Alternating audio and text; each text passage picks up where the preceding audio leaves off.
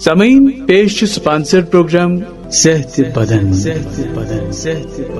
یہ پروگرام تہ تام واتناوان حیا ویلنس اینڈ ریسرچ سینٹر نزدیک پولیس اسٹیشن بٹمالو.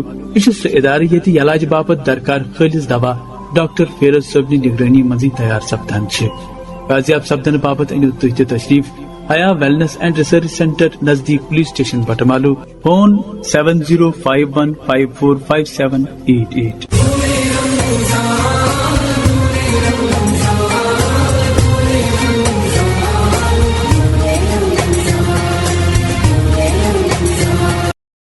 السلام علیکم ورحمۃ اللہ وبرکاتہ.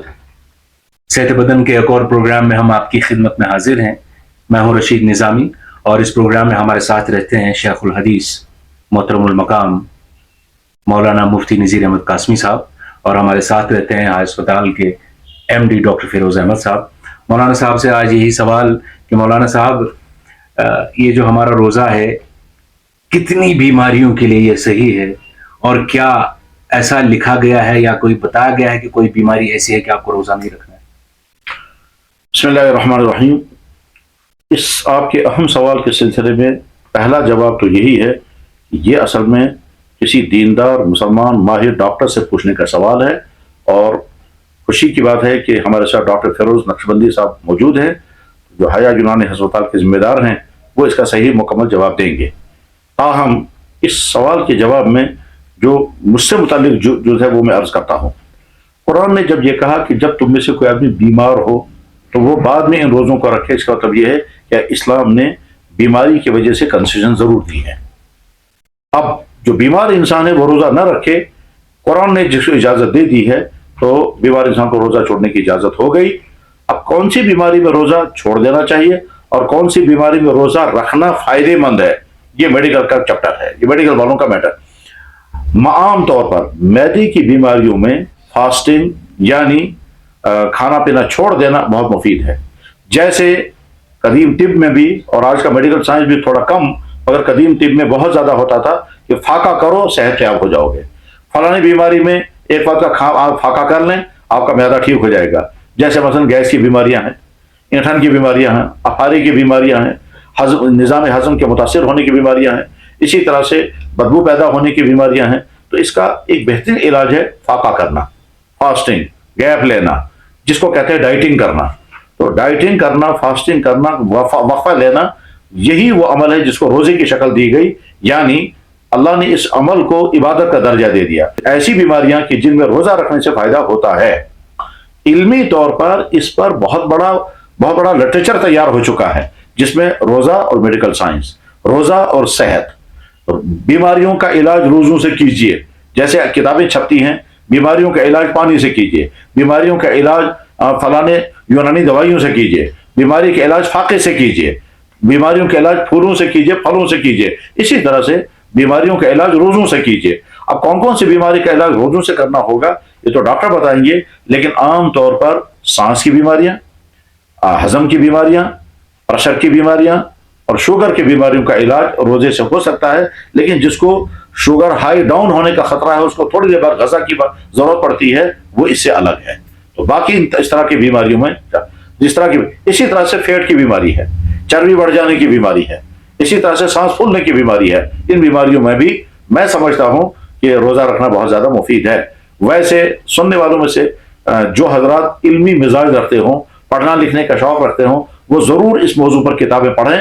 اور میں سمجھتا ہوں ہزاروں کتابیں لکھی گئی ہیں. اور اس سلسلے میں آخری بات عرض کرتا ہوں کہ میں نے ایک کتاب پڑھی ہے، جو میں نے تو پڑھی اردو میں، لیکن وہ کسی رشین سکالر نے لکھی ہے. اور ظاہر ہے وہ رشین سکالر جو ہے وہ مسلمان نہیں تھا، وہ کمیونسٹ تھا، کمیونزم کے زمانے میں.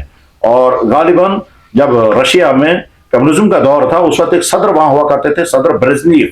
اور برزنیف کے زمانے میں یہ شخص تھا، اس نے کتاب لکھی تھی مسلمانوں کا روزہ اور صحت کے فوائد. اور اس میں تقریباً 200 بیماریوں کے بارے میں اس کا کہنا یہ تھا کہ 200 بیماریوں کا علاج روزے سے ہو سکتا ہے. باقی مسلمان ماہرین نے جو کچھ لکھا ہے وہ اس سے زیادہ بہتر ہوگا اور زیادہ پرفیکٹ ہوگا. خلاصہ یہ ہے کہ روزہ بہت ساری بیماریوں کے لیے علاج ہے، بہت ساری بیماریوں کے لیے بہترین نفع بخش انتظام ہے. اور کچھ بیماریوں میں روزہ نہیں رکھنا ہوتا ہے، اور جب ڈاکٹر کہے گا اس بیماری میں روزہ نہیں رکھیں گے تو اس میں شریعت کا حکم مان کر ڈاکٹر کی ایڈوائس دے کر کے روزہ چھوڑ دینا چاہیے. تو ڈاکٹر صاحب کیا فرمائیں گے آپ؟ دیکھیے جیسے ہم صاحب نے پورا اس پر ایک لیکچر ہی دے دیا، ہم صاحب نے فرمایا پورا، اس میں تو اب زیادہ میں نے کہنے کی ضرورت نہیں ہے. لیکن اس سے پہلے بھی ہم نے جو پروگرام بنایا تھا، مطلب ہم نے جو پروگرام دیا تھا، اس میں بھی ہم نے انٹرمیڈیٹ فاسٹنگ کے بارے میں بات کی تھی کہ اس پر بہت سارے ریسرچز ہوئے ہیں کہ فیٹ کے سلسلے میں یا امیونٹی کے سلسلے میں. اور جیسے حضرت نے فرمایا کہ جدید سائنس تو دور کی بات، جو قدیم سائنس قدیم طب جو ہم کہیں تو اس میں حکمہ جو تھے، حکیم لوگ تھے، اکثر لوگوں کو فاقے دلاتے تھے. اور میں نے یہ اپنی پریکٹس میں 20 سالہ پریکٹس میں بھی دیکھا ہے کہ جب ہم نے پیشنٹس کو فاقے دلائیں اور الحمدللہ خاص کر گیسٹرو انٹسٹائنل پرابلم ہو، معدے کی پرابلم ہو یا آنتوں کا مسئلہ ہو، بہت حد تک اس کو فائدہ ہوتا ہے اس میں. اور پلس یہ اتنا ہی نہیں، جوڑوں کا مسئلہ ہو، اور مطلب جیسے میڈیکل سائنس بھی آج کہتے ہیں کہ مارننگ کی جو بریک فاسٹ ہو وہ بہت ہیوی ہو، اور لنچ جو ہے وہ ہلکا ہو، اور رات کا غذا جو وہ بالکل کم ہو.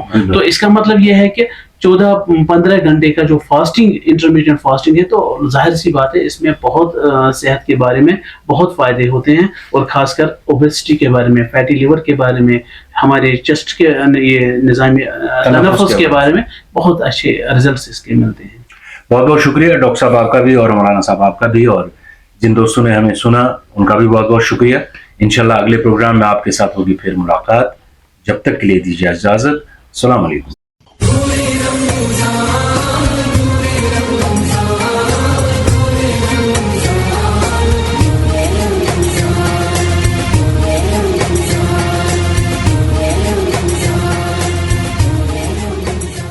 یہ سپانسرڈ پروگرام صحت بدن.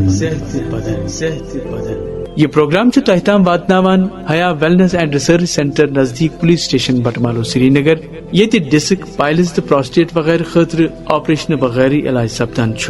فون 7051545788.